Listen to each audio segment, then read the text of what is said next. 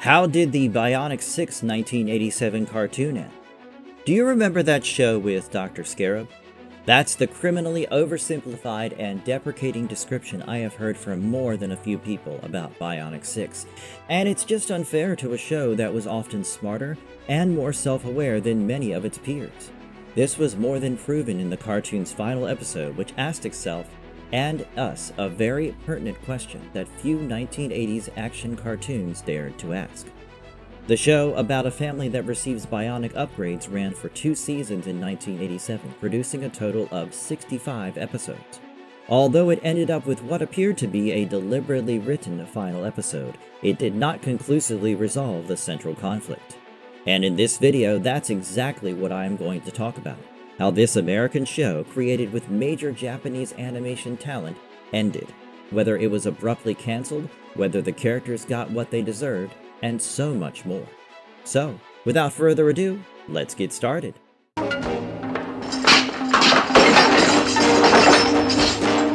The strange what-if idea that built Bionic Six. Do you remember the $6 Million Man? Steve Alston was an astronaut and test pilot who was critically injured in a crash. The government rebuilt portions of his body with expensive bionic implants, giving him superhuman strength, speed, and vision. Then there was the Bionic Woman, featuring Jamie Summers, who suffered a devastating skydiving accident and was similarly rebuilt with bionic parts. She became a government agent while struggling to return to something resembling a normal life. Well, somebody had the idea of asking what would happen if characters resembling the Bionic Man and the Bionic Woman got married, had children, and created an entire bionic family. Ron Friedman, the writer associated with television series such as G.I. Joe and The Transformers, as well as The Transformers the movie, created Bionic Six around that basic idea. Friedman later described the concept as essentially asking what would happen if the Bionic Man married the Bionic Woman, and they expanded into an entire family of bionic heroes. Clearly, Bionic Six was spiritually indebted to the $6 Million Man and the Bionic Woman. However, there was no canonical connection or shared universe between them. Instead, Bionic Six created its own characters, mythology, technology, villains, children, and robotic pet. We are a family. I fight for them. Just how much did Bionic Six take from the $6 Million Man? The cartoon was obviously inspired by the 1970s bionic television phenomenon. There's no real doubt about that. But there is no canonical connection between the franchises. Jack Bennett, aka Bionic One, had already received secret bionic enhancements before the rest of his family received theirs. That places him close to the Steve Austin mold. Both men were highly capable operatives connected with government-backed scientific organizations, and both possessed advanced technology implanted within their bodies. Professor Sharp is also comparable to the scientists responsible for maintaining the bionic heroes in the earlier programs. Older viewers familiar with the $6 Million Man would almost certainly have recognized those similarities. Parents watching the cartoon with their children in the 1980s probably noticed the connection immediately, even when younger viewers did not. Plus, there's the casting. Alan Oppenheimer, who voiced Professor Sharp, had previously portrayed Dr. Rudy Wells in The $6 Million Man. That is a particularly entertaining connection between the two productions, even though it does not establish a shared continuity. So yes, Bionic Six definitely owes part of its creative DNA to the $6 Million Man and the Bionic Woman. Bionic Six. We're all together. The Japanese animation legends behind an American cartoon. One reason the show still looks much sharper than most of its contemporaries is the Japanese side of its production. Bionic Six was produced and animated by Tokyo Movie Shinsha, now known as TMS Entertainment, and distributed through first-run syndication by MCA TV. The renowned Japanese animation director Osamu Dezaki served as chief supervising director, while Nobuteru Yuki handled the character designs. If you watch the show again today, you will immediately notice that the movement, framing, lighting, action, and overall visual presentation often look more polished and cinematic than those of the average American weekday action cartoon from the 1980s. In fact, I would go so far as to say that it was one of the closest things many Western television viewers at the time had to the visual sensibilities of anime. Even if you do not know the staff credits or cannot make direct comparisons with Dezaki's other work, you can still feel that something was different about how Bionic 6 looked on television. The show had a slickness to it, along with dramatic compositions, energetic action, stylized freeze frames, strong colors, and confident visual rhythms. That placed it above many of its contemporary toy shelf rivals. Bionics on. Bionics on! How did the Bennett family receive their powers? The Bennett family appeared to be a relatively normal American household. They lived in Cypress Cove and passed as an ordinary family. But thanks to advanced technology created by Professor Amadeus Sharp, they were transformed into the Bionic Six. Their original story was shown in the two-part Bionics On story. Interestingly, this was not the first episode broadcast. The first portion appeared as the 10th episode of Season 1. During the story, Jack takes his family on a skiing trip in the Himalayas, but temporarily leaves them to investigate strange magnetic activity. An alien spacecraft and a mysterious buried object become involved, and an avalanche buries the family beneath snow contaminated by unusual radiation. Jack survives because his existing bionic implants protect him. The rest of the Bennett family falls into comas. Professor Sharp theorizes that bionic implants may be able to save them because Jack's enhancements protected him from the radiation. He therefore gives the family bionic augmentation. The procedure revives them and transforms the Bennetts into the Bionic Six. For a children's show, the setup had remarkably high stakes. The family was effectively dying, and the only available way to save them was to alter their bodies permanently with advanced machinery. The bionic upgrades were not simply wish fulfillment, they were a desperate medical intervention. Sharp's decision changed the Bennett family's lives forever. As for the team itself, we have Jack, the father and field leader, who becomes Bionic 1. His wife Helen becomes Mother 1. Her abilities include enhanced physical capabilities and several extrasensory powers, including telepathic communication, limited precognition, mental analysis of machinery, and illusion-like projections. Then there are Jack and Helen's biological children, Eric and Meg, known as Sport 1 and Rock 1. They bring the teenage superhero energy. JD, aka IQ, is the family's adopted African-American son and one of its greatest scientific minds, as well as one of its physically strongest members. Finally, there is Bunji, aka Karate 1, the Bennett's Japanese foster son, who is highly trained in martial arts. Some elements of Bunji's depiction naturally reflect stereotypes common to the period. However, the broader idea of a mixed family containing biological, adopted, and foster children gave the program an unusually warm foundation. And of course, they were joined by Fluffy, their robotic gorilla. This was the Bennett family. What's in his hand? Ask a silly question. Why the show felt bigger than a standard toy cartoon. A lot of people remember Bionic 6 as that family superhero cartoon with Dr. Scarab. That is technically true, but it is also a gross understatement and oversimplification of what the show actually was. Dr. Scarab was more than a one-dimensional villain who orchestrated plans from a distance without getting his hands dirty. He was Professor Sharp's brother, Dr. Wilmer Sharp. He wanted immortality, global power, and control over the advanced bionic science his brother had mastered. Once again, the program had a family conflict at its center. The heroes were a tight-knit family, while the relationship between the Sharp brothers had been destroyed by jealousy, ambition, resentment, and competing ideas about science. Scarab was therefore not merely some crook hiding inside a secret base. He was a warped reflection of the genius responsible for giving the Bennetts their powers. Needless to say, Wilmer was not stupid. He was brilliant, egotistical, dangerous, and sometimes incredibly petty. He also created Scarabina, sometimes called Mrs. Scarab, as an intended mate for himself. He attempted to combine his own intelligence with Mother One's beauty and extrasensory abilities. Predictably, the resulting woman did not remain content to serve him. Scarabina developed ambitions of her own and eventually opposed him. The broken relationship between the Sharp brothers, contrasted with the closeness of the Bennett family, was heavier material than one might expect from a syndicated children's cartoon. Today, we might expect complicated family drama in programs such as Castlevania or Invincible, but this was appearing in a colorful 1987 action series connected with a toy line. The show also had room for odd side stories, science fiction detours, and a full-blown comic book nonsense. If you examine the episode list, you will find time travel, dream invasions, false futures, parallel dimensions, magical illusions, living junk creatures, alien sports, subatomic worlds, and supernatural martial arts legends. Then there was the two-part I, Scarab, in which Scarab came remarkably close to taking control of the entire planet. Although the series was usually episodic, it occasionally displayed enormous ambition. The program was willing to pursue concepts far larger than routine robbery plots. Scarab even attempted to steal enormous amounts of gold from Fort Knox in one episode. Whenever I hear Fort Knox, my mind immediately goes to Die Hard with a Vengeance. Damn, that was a good movie.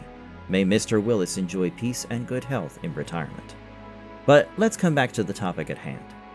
Despite Scarab's temporary victories, the status quo was normally restored. His plans collapsed, the family regrouped, and Professor Sharp returned to mission control. I, Scarab could have worked as a larger finale, but it was not the final episode. Dad? Was the show simply a toy commercial? I think you can answer that question for yourself after everything I have discussed so far. You can see the different layers Bionic 6 possessed, and that is the single most important reason I dislike it when people dismiss the program as nothing more than a toy commercial. Yes, it had toys. Yes, it premiered during the peak era of animated programs designed alongside action figure lines. LJN produced a line containing figures, vehicles, and a playset. But the show also possessed a sturdier emotional center than much of its competition. The family dynamic made the series unique. The Bennetts were not simply 6 unrelated heroes assigned to the same team. They lived together, argued, support one another, attended school, raised children, and attempted to maintain ordinary lives between missions. That allowed even the strangest episodes to return to something recognizably human. Hal Rail, who voiced Eric, later remembered working on Bionic 6 fondly. That affection makes sense. The program had action, jokes, science fiction, and commercial appeal, but it also understood that stories work better when they contain some heart. The final episode was called That's All, Folks, but it was not a grand ending in the usual sense. That's All, Folks was written by Gordon Bersac and aired on November 12, 1987 as the 65th and final broadcast episode of the series. I'll be slightly blunt here and admit that its premise initially sounds like a joke episode. JD and Bungie attend a retirement event honoring legendary cartoonist Flub Fleming. Flub is presented as an old-school animation creator whose name appears to be an affectionate reference to legendary Warner Bros. Animator Friz Freleng. However, Flub reveals that he is not retiring voluntarily. His program has been canceled and executives are pushing him aside because demographic research supposedly says that audiences no longer want his style of cartoons. He rejects the Lifetime Achievement Award and the corporate explanation for why his work is no longer considered commercially useful. What initially appears to be a joke episode quickly becomes something far more self-aware than one might expect from a syndicated action cartoon. The story becomes about old-fashioned animation, corporate metrics, focus groups, and the anger an artist might feel when executives tell him that his work is obsolete. Flub's argument is not about ratings charts or strategy presentations. It is basic, stubborn, and human. He pushes back against the idea that his kind of cartoon no longer has a place on television. His defense is simple. Funny is funny.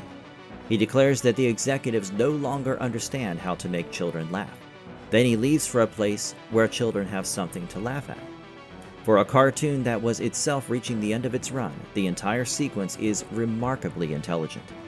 This is episode 65 of a program that would produce no further seasons, and its guest character is an animator furious that his work has been judged old, outdated, and disposable. It doesn't take Batman to recognize how perfectly the story fits the circumstances surrounding the program's own ending. However, there is no firm evidence that Gordon Bersac wrote it as an official statement about Bionic 6 being cancelled. It works as a possible interpretation rather than a confirmed production confession. After denouncing the executives, Flub opens what appears to be a zipper in reality and steps through a wormhole into another dimension. Professor Sharp detects the dimensional disturbance. At almost the same time, Scarab receives the same information after Mechanic accidentally interferes with Scarab's equipment while attempting repairs. Both sides travel to Flub Fleming's home. During the resulting struggle over the device controlling the wormhole, Karate 1, Rock 1, IQ, Scarab, Mechanic, and Clunk are pulled into the cartoon dimension. Glove deliberately closes the portal behind them, hoping to strand Scarab and take control of the villainous organization himself. Once inside the other dimension, the heroes and villains transform into exaggerated cartoon versions of themselves. The visual rules immediately change. Gravity no longer behaves normally. Backgrounds repeat. Characters can run beyond the edge of a cliff and remain suspended in midair until they look down and realize there is nothing beneath them. The characters are stretched, flattened, dropped, bent, and reshaped according to old cartoon logic. Flub's creations appear around them, and the episode dives into the deep ocean of classic animation gags. Suddenly, Bionic 6 is not primarily about its usual lasers and superpowered battles. Karate 1, Rock 1, and IQ want to find Flub and return home. But the villainous threat has not disappeared. Scarab wants to locate Flub first and use the situation to his advantage, while leaving the heroes trapped inside the cartoon world. Scarab eventually obtains a bizarre weapon that sucks up characters, objects, and entire backgrounds like a gigantic vacuum cleaner. But his attempt to impose technological control on the cartoon dimension fails. The weapon changes hands through a sequence that openly ignores ordinary logic, and Scarab, Mechanic, and Clunk are sucked inside it. The point is not necessarily that technology and power are meaningless in all creative spaces. But Scarab's methods, control, intimidation, machinery, and domination, cannot function reliably inside a world governed by jokes, artistic instinct, and constantly changing cartoon rules. Eventually, Flub helps everyone return by drawing another wormhole. For once, it is not the Bionic Six who solve the central problem. It is an artist. Admittedly, Flub possesses extraordinary power within the world created from his imagination, so he has every advantage there. He returns the group directly to Scarab's underwater base, where the remaining Bennett family members have been fighting Glove to prevent the portal from being destroyed permanently. Scarab re-emerges from the cartoon weapon. Rather than continue the battle, he seals himself away from the Bionic Six and escapes in a pod, leaving Glove to worry about the punishment awaiting him. In other words, the Scarab conflict is not resolved. He lives to fight another day. The story ends with essentially the same continuing status quo established throughout the series. Much like many cartoons that ended without a definitive conclusion, the heroes win the episode, but not the larger war. But that is not where the episode truly ends. Later, the Bennett family sits together at home on a Saturday morning watching Flub's cartoons. Public outrage over his disappearance and forced retirement has apparently caused his work to be returned to television. One of the Bennetts observes that the inhabitants of the cartoon dimension did not know they were cartoons. To them, their world was completely real. He then wonders whether the Bennetts themselves might be cartoon characters who simply do not know it. After a moment of silence, the entire family responds, "Nah." The camera pulls away from their house as cartoon hands hold up a series of signs ending the program. That is, of course, the truth. They are cartoon characters. And if that is not intelligent and self-aware, I do not know what is. It is comparable to the philosophical idea that our own reality might be a simulation whose artificial nature we cannot perceive from within it. Do you think we are? While you ponder that, let's move on.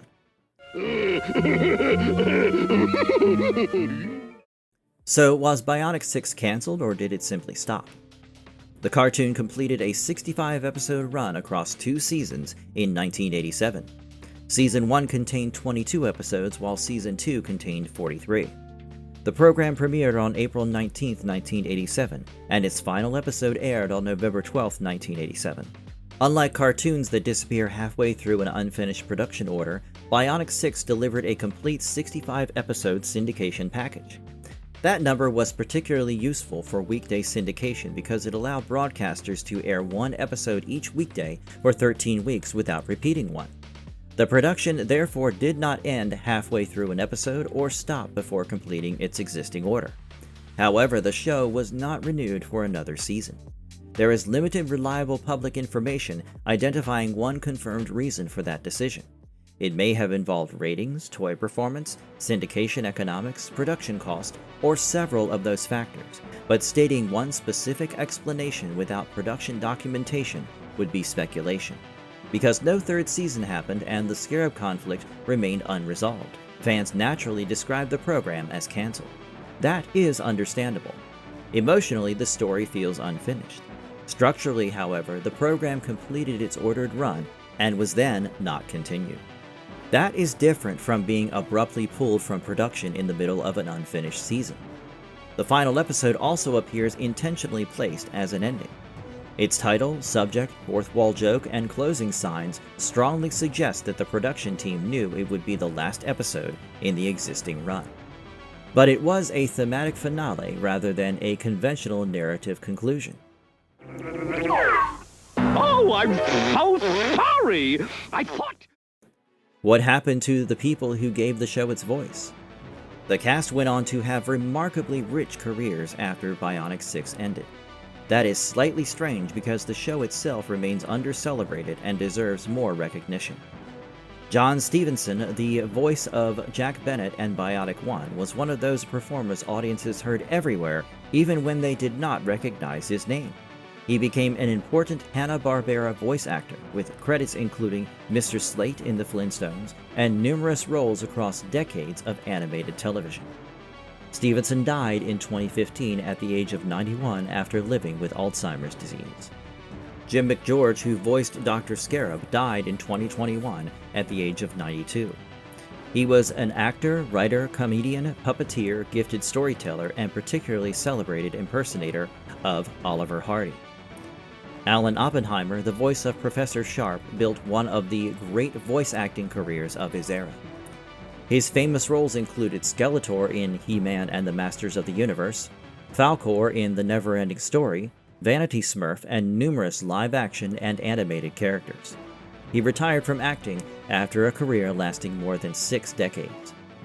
Frank Welker, who performed Glove, Mechanic, and other voices in Bionic 6, became one of the most prolific voice performers in entertainment history. His major roles include Fred Jones in Scooby-Doo, Megatron and Soundwave in Transformers, Nibbler in Futurama, and countless animals, monsters, robots, and creatures. The rest of the ensemble had impressive careers as well. Ryan Tochi, the voice of Bungie, later voiced Leonardo in the first 3 live-action Teenage Mutant Ninja Turtles films. Hal Rail, who voiced Eric, built a long career across animation, film, voice replacement, and studio work. Neil Ross, who voiced Fluffy and other characters, remained active in cartoons, narration, promotions, films, and video games. Jennifer Darling, who voiced Mother 1, accumulated an extensive animation career that included work on the new Scooby-Doo Mysteries, Teenage Mutant Ninja Turtles, and many other productions. And Maggie Wheeler, who provided additional voices on the program, later became internationally recognizable as Janice on Friends. So long, Scarab! What came after, and why it still does not have a proper ending. After the show went off the air, no animated sequel continued the story after Scarab escaped. There was also no live-action follow-up. That does not mean there was absolutely no Bionic 6 material after the series, but what appeared was fragmented. Grosset and Dunlap published a Bionic 6 Super Picture Book in 1987. A Bionic 6 comic book was advertised for release by the independent New Comics Group in 1988, with artwork credited to Espinosa and Hooper. However, the announced comic never materialized. As of July 9, 2026, I could not find a credible official announcement confirming a reboot, sequel series, continuation comic, or feature film revival. That leaves Bionic 6 as a program still loved and remembered by many viewers, but largely absent from modern popular culture. People are still waiting for somebody to give it another chance, and if a reboot ever happens, the material is right there.